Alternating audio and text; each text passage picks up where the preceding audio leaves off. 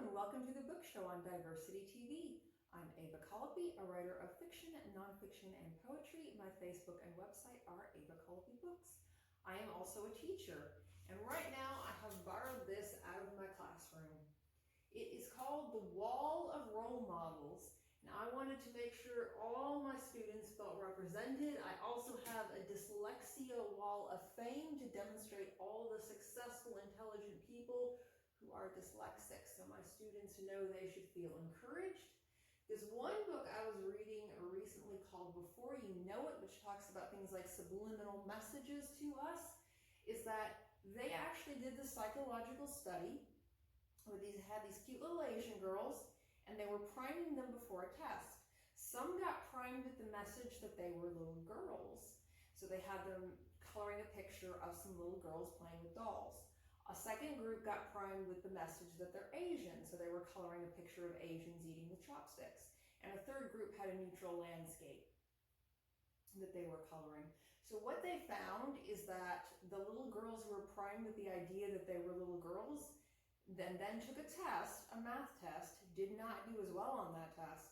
The ones that were primed with the message that they were Asian did better on the test, and the neutral group was in between. So the subliminal messages that we get sent about our demographic group can make us do badly on tests and do badly on other things.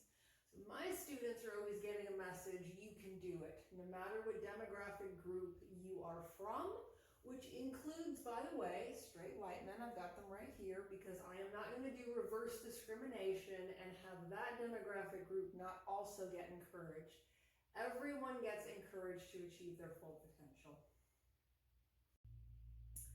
So today I'm going to talk about 3 books: How to Raise an Adult, The Grown-Up's Guide to Teenage Humans, and The Gentle Discipline book by Julie Lythcott-Haims, Josh Shipp, and Sarah Ockwell-Smith, respectively. I had first bought these books in 2019 at age 35. I had never wanted to have any kids myself, in part because I had, since the age of 4, believed that no one should have any more kids until all the kids that are already out there that don't have families get adopted and taken care of. Activists in Flint, Michigan, here in the US, have talked about the idea that there is a basic human right to clean, safe water. I was thinking there's a basic human right to have a family, to be cared about, to be looked after. So I thought about the possibility, though, of maybe taking on some older kids around the age of 12 and adopting them in so they would have a family, since the older ones generally nobody wants. They're not cute little babies. So I got these books to help me plan accordingly, and then I never actually had time to read them. So in 2020 and 2021, I moved back to the United States, and I was helping my sister. She was raising her grandkids. I wound up helping with the kids a lot, and eventually I got legal guardianship of my grandniece. And she wanted me to be her new adoptive mother, which was quite overwhelming for me as someone who had been an aunt most of my life, but not been in that mother role, which is just so much more commitment. But she was a good kid and she really needed it, so I stepped in for that. But then we found her father, and he came back and they were reconciling. So basically I was made redundant and I had to move on. We all moved on. But after that, and only after that, did I finally have time to get back to the subject of these books. Because of course, when you're taking care of a kid, you have no time. So I am back to being an independent, lifelong non-mom who once again proudly promotes this to remind everyone that everyone is free to be their own person and make these decisions for themselves. And females are not obligated to have babies or have kids, and you're not evilly selfish. A woman is not evilly selfish if she just doesn't want to have kids. It's an extremely personal choice that each person needs to evaluate, consider for themselves, and decide if they want to have a kid. And you really need to do that before you have kids, and then find out that it's really not for you. So I am in many ways a better person for having been in that situation where, as an adult, a real one, I had to put this young person first. I had to put this other person's needs first and take care of them first. And I bolstered her self-confidence and taught her how important it is to have a work ethic, did what I could to make sure that she got those benefits and learned those lessons. And I taught her, you know, you can achieve anything you want if you just work hard enough for it. And it was very important for me to instill that and certain other values in her while I was such a big influence on her. Afterwards, like I said, I was able to finally look into these books. I did not read them fully because, as I said, I'm not going to need them. But I was curious and I would still highly recommend them based on what I did read. So I'm going to tell you about them now. In How to Raise an Adult, the author focuses on the phenomenon of baby boomer style so-called helicopter parenting. If you're not familiar with the term, it means the parent is hovering there around the kid all the time, like a helicopter. So one great line from the introduction says, "Why did parenting change from preparing kids for life to protecting them from life?"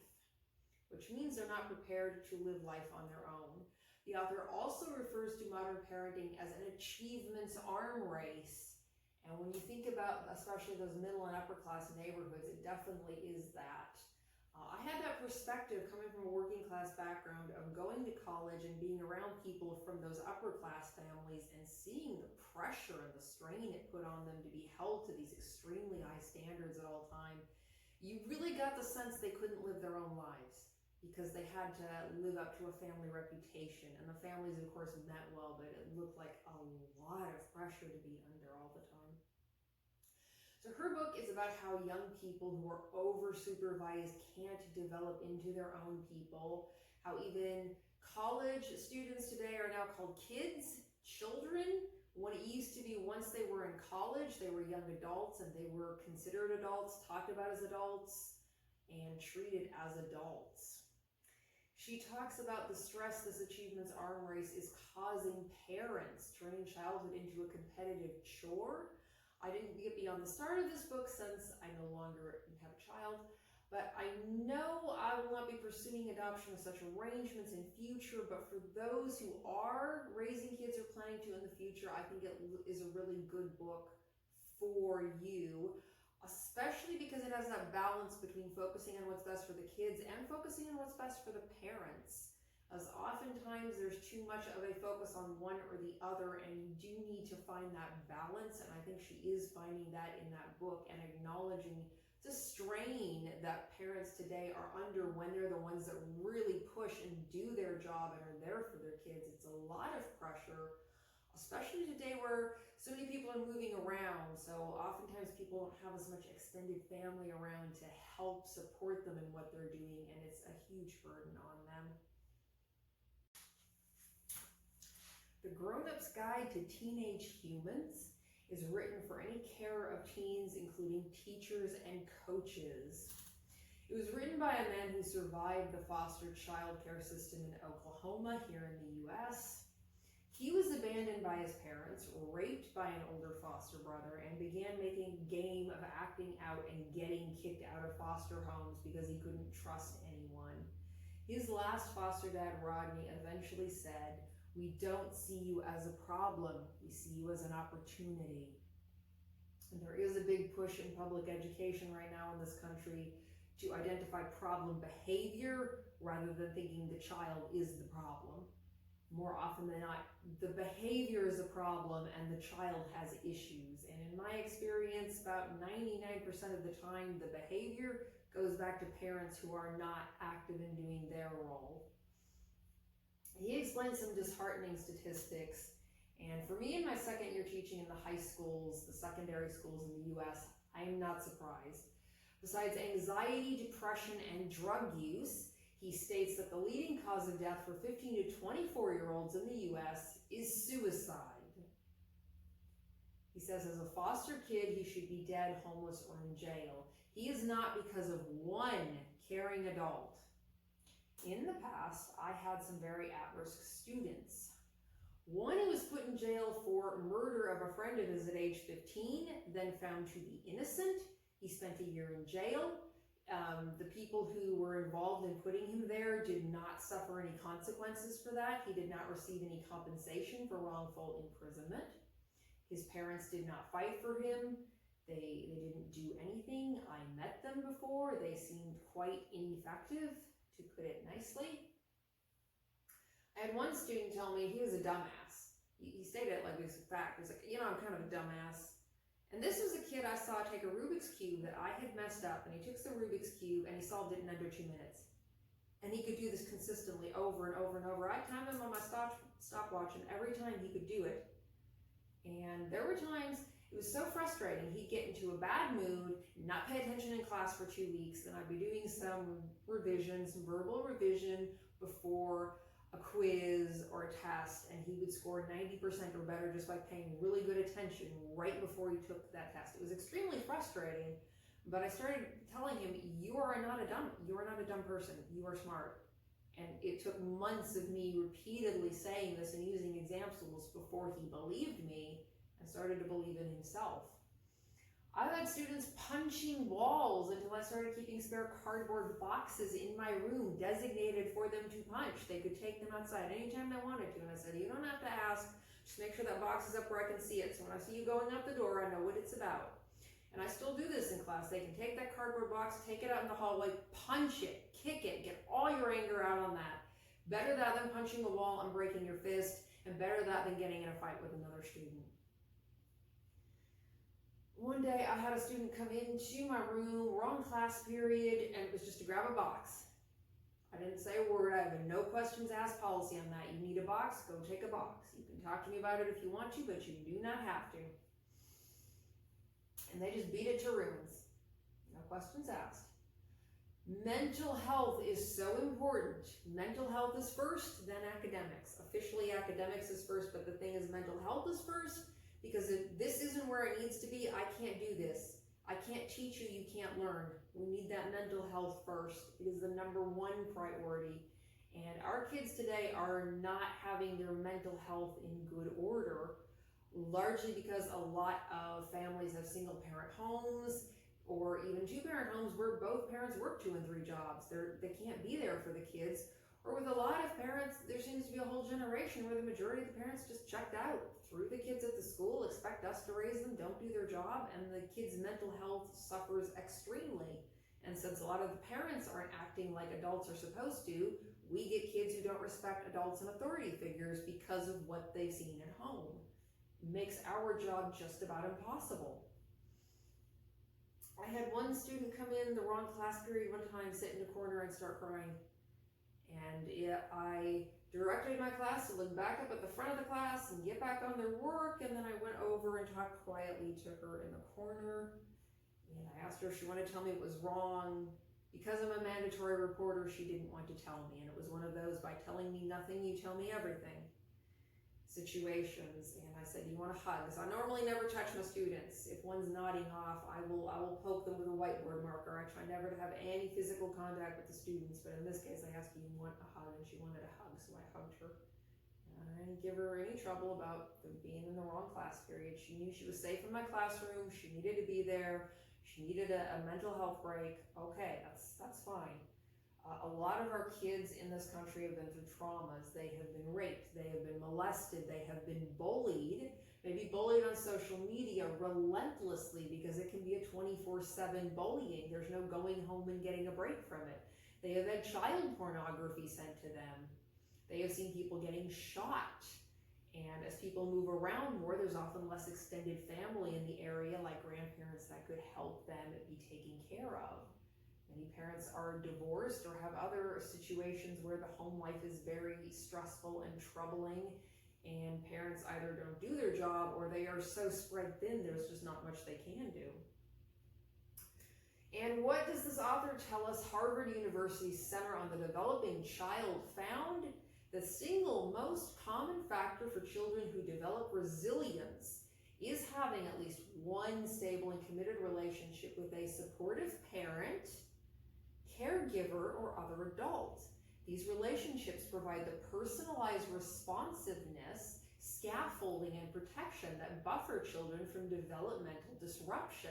They also build key capacities, such as the ability to plan, monitor, and regulate behavior, which is essential to function as an adult, to hold down a job, to be a parent, that enable children to respond adaptively to adversity and thrive. I remember one day in class, one of my boys, one of my rowdy country boys, I just had it. These students kept throwing pens at him the moment my back was turned and not listening to me when I said, we do not throw things in my classroom, stop throwing things in my classroom. He had just had it, and I read it right off. In the last 5 minutes of class, I went back there and I talked to him quietly. I'm like, what's going on? You're in a mood, I can tell. What's going on? What's going on with you? He said, I've just had it with them. I'm so angry. He just said, I want to just beat them up. I want to go over there and punch them, and I can, and I am very strong, and I can just beat them up. I just want to beat them up. And I said, well, you don't want to do that because then you go to jail. And he said, he made it clear he didn't care, and he genuinely meant it. He did not care. And I said, well, then you'd be in jail in this small town that you're from, though, and you'd be stuck here. And then you'd be on probation here. And that might go on for 2 years. And then you'd be stuck here. And then that plan that you have, that when you turn 18, you're going to leave, you told me you got three plans lined up to get away from your parents and your bad home life. You want to get stuck in this town? Because that's what would happen. You'd be stuck here. You don't want to go to jail here. That got him to stop and think. And it was, of course, only because I had built that trust with him over several months of time that he would even listen to me.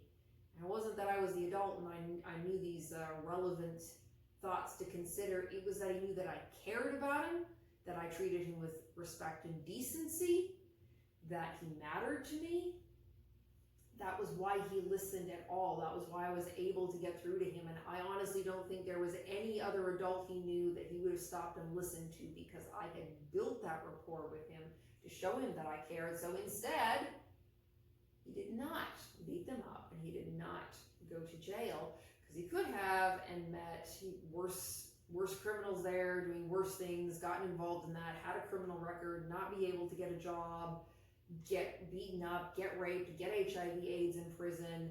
Our prison system in this country is traded on the stock market. More money is spent incarcerating our youth than educating and taking care of our youth in this country. It is a for-profit industry, and minors can easily be tried as adults. So he could have had his life go a completely different way, but I was there and I got him to stop and think about it and calm down enough to think through.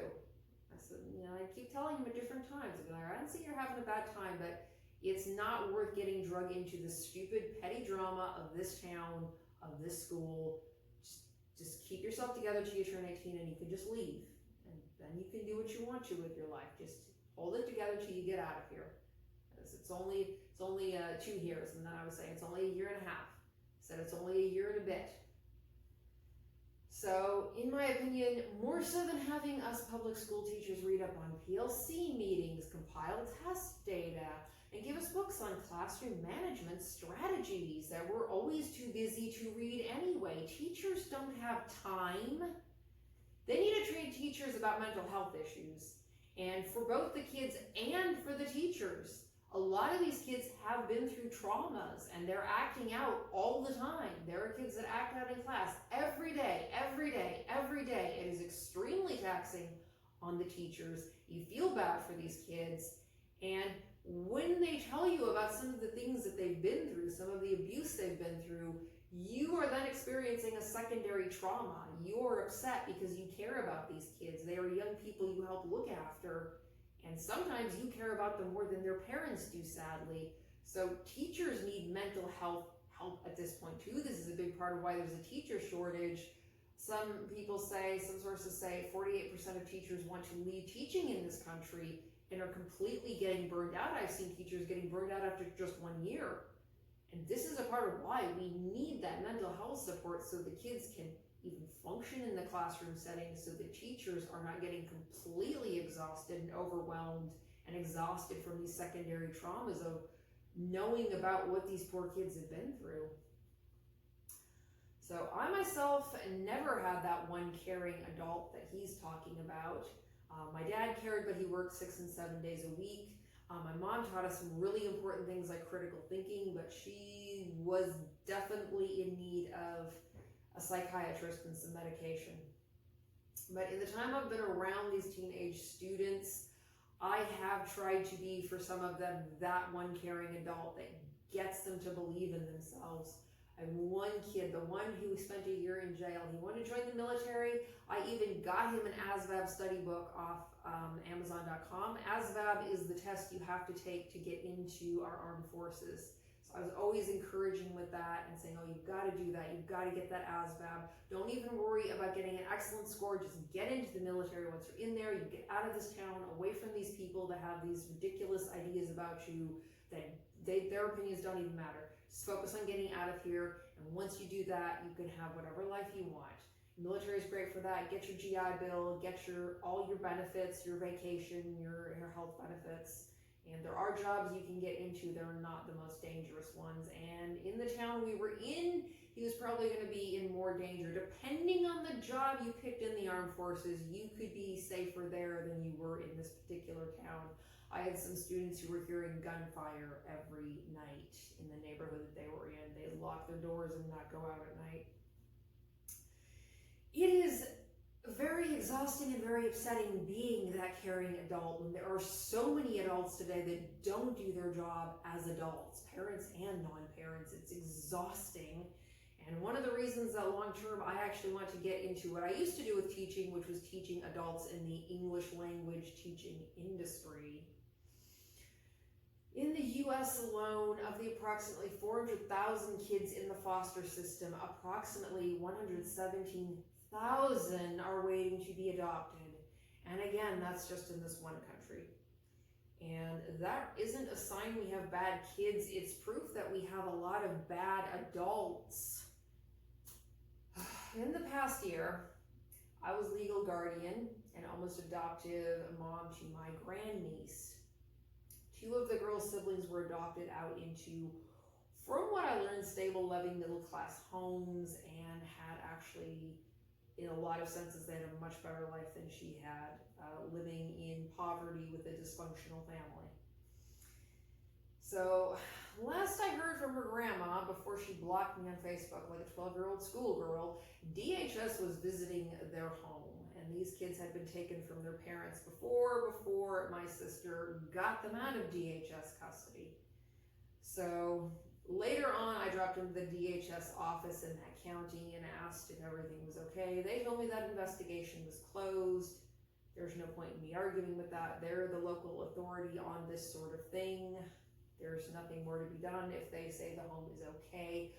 Though I will say, in fairness to them, they are swamped and they have very limited resources to work with. So they have to first intervene and do more in households where children are in immediate danger. And I don't think that would apply to my sister's home. That would be more neglect. The neglect is abuse in its own right. It's not the same as what some of these kids are going through in their home situations. And one of my colleagues at my last teaching job had done some research in a program she was in. And what she found about Arkansas is it has some of the highest national rates, if not the #1 highest national rate for youth traumatization, according to her research. So I'm sure DHS in every county here in Arkansas is quite swamped, unfortunately. So I wanted to say, please keep these kids in mind and consider helping them. Remembering that saying a prayer for them is not the same as actually doing some physical action to help these kids. And if you're a lifelong non-parent or you've already got kids of your own, one thing you can do is donate to a charity like Suitcases for Hope, which donates suitcases to foster kids so they don't have to suffer the embarrassment of lugging their few possessions around in a trash bag. They'll have at least a piece of luggage that's theirs. This book gets into those experiences of those foster kids and the crucial importance of having that one caring adult and how you can be that caring adult and help these kids get through things. Lastly, I'm going to talk about the Gentle Discipline book. I don't necessarily agree with everything this author advocates for, that being gentle and working together with the child is always the right approach. Even though it's generally what I did when I was acting mom of my grandniece for about a year and a half. This is because in places like Ireland, where any form of physical discipline is viewed as child abuse, many parents are being bullied by their teenagers. And there are signs in public medical offices stating this and asking parents to reach out for help. In the US, UK, and Ireland, many children act up in public. In France, they don't. If a child does start to act up in public, their parent makes it clear, even if you can't understand the language, that such behavior will not be tolerated, and very quickly the child stops acting up. In the US, some physical discipline is allowed here in the South, and the kids behave much better here than in the North, than in Oregon, where I'm from, where they view any kind of physical discipline as being child abuse, as if a little bit of spanking is that difficult. I was spanked once or twice growing up. It's not that big of a deal. My current boyfriend, someone who's Arkansas born and Arkansas and Missouri raised, is willing to spank his kids if they act up. And his kids behave very well in public and at home. If he has to discipline them, it does not make him popular with them, and he does not enjoy it. But it does put the kids back in line. Being a good adult, parent, or teacher is not about trying to be popular with them. And long-term, kids respect the real adult that cared enough to do the right thing instead of just letting the kids do whatever they want and run amok and have no rules and discipline and structure. As an adult, providing that for a child, that shows that you care about them and you're doing your job as an adult. Long term, they will appreciate that more. And it will teach them how to function in society, hold down a job, and one day if they choose to have kids, to be good parents themselves. I think the key thing here is trust. Even with occasional warranted physical discipline, my boyfriend's kids know they can absolutely trust him. Now, the girl that I was looking after would not have been able to trust someone if they raised a hand to her, largely because of trauma she'd been through in the past, especially around the time her parents abandoned her. It's important to look at the individual child and the individual situation. There is no exact formula for every kid in every situation. You have to respond adaptively.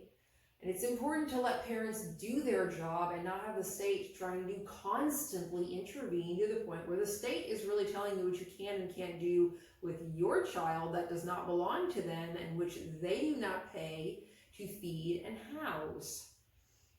The state raising your child is called communism, which is a failed, inefficient economic model where citizens give up their rights so everyone can have the same thing, and the government tells you what you can and can't have.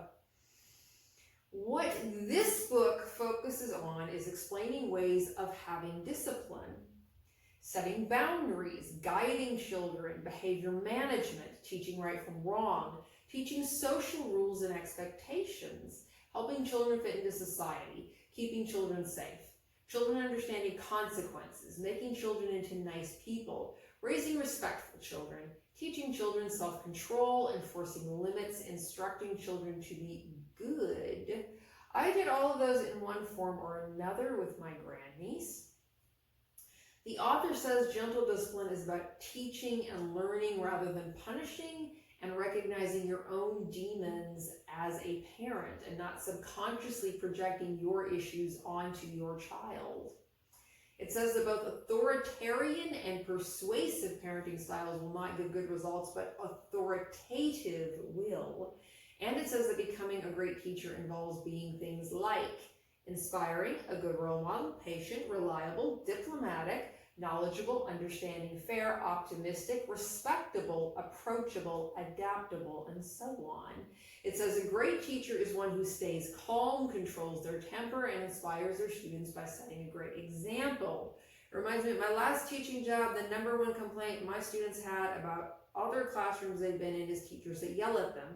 I said that's very unprofessional and they should not be yelling at you. If they're getting totally frustrated, they should just call a principal in to help them, but they should not be sitting there yelling at you.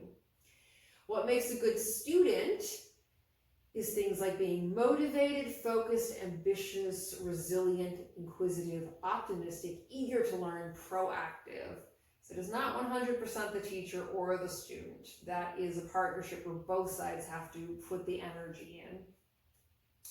It goes on to say there is a big difference between discipline in the short term to make life easier as a parent and disciplining to grow your children into the person you would like them to be in the future. The most common discipline methods today are very much focused on the short term. A more effective and indeed positive approach considers the future as well as the present. The part about teacher and student reminds me of what I used to say to my students about the current generation of teenagers not showing respect towards adults and authority figures. And I said, the thing about that is it's a social contract, and I have to hold up my end of the bargain. I don't expect because I am twice your age and have a job title that I should automatically get respect.